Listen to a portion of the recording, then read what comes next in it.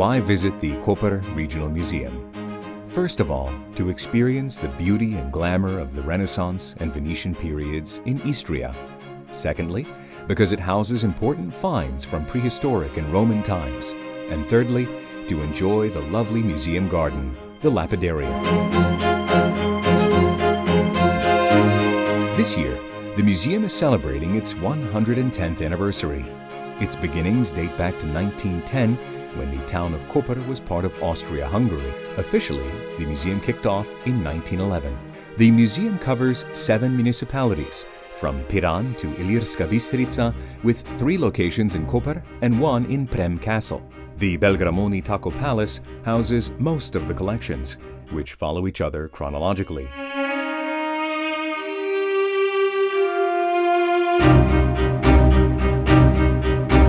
As you enter the palace, you will find yourself in the atrium, which displays the coats of arms of noble families and memorial plaques from the Venetian period of Koper. To the left, there are 3 collections. The first one deals with prehistory, suddenly dominated by the Roman Empire as it took Istria by force. Roman times are presented in the second room. Lastly, the room under the stairway displays the oldest preserved stone writings found in the local area. Next, the museum tour leads up a picturesque staircase to the mezzanine, where there are 2 early medieval collections and a medieval lapidarium. Further up, the staircase wall is lined with the portraits of a prominent family in Koper, the Tarsia family. The first floor is characterized by Renaissance, when Koper shone as the Venetian capital of the Istrian province. Here you are greeted by sculptures that once adorned the Praetorial Palace and Loggia, and a copy of Carpaccio's painting of the Podesta and Captain Sebastiano Contarini in its original 16th century frame. In the main hall, you can admire some major works of art, including a Renaissance view of Koper, which was presumably painted in the workshop of the renowned Venetian painter Domenico Tintoretto. The adjoining rooms showcase lovely items from the golden period of Koper's Renaissance and Baroque. For example, the ballot boxes used by the town council of the time to hold secret ballots.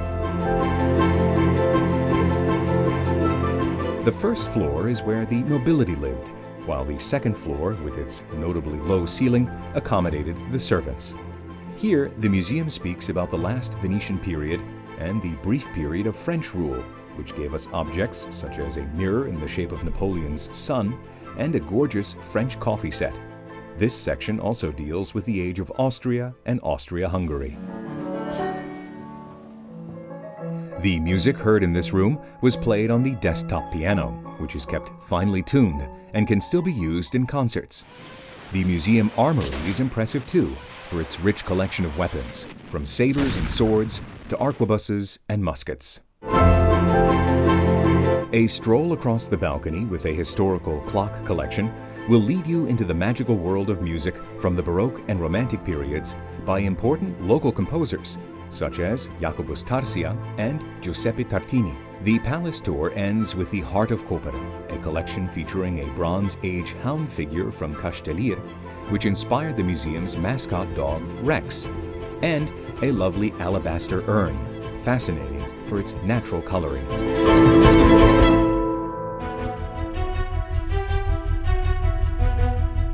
The museum's garden lapidarium is notable for its doorway with the St. Mark's lion, which, as custom dictates, has its front paws on land and its rear paws in water, to personify Venetian domination over land and sea.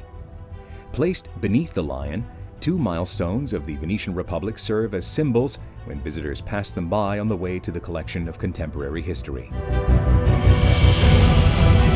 This collection speaks of the region's history spanning from Austria-Hungary to Yugoslavia and its post-war development. On the other side of the old town, fringing the former town walls, stands a Venetian Gothic house, which contains a fine ethnological collection. It speaks about the culture of food in the town and the countryside, and displays kitchen articles and tableware, textile heritage and traditional clothing, popular art in music and stone, a reconstruction of an Istrian stone shed, Kajetan, and a blacksmith's and wheelwright's workshop.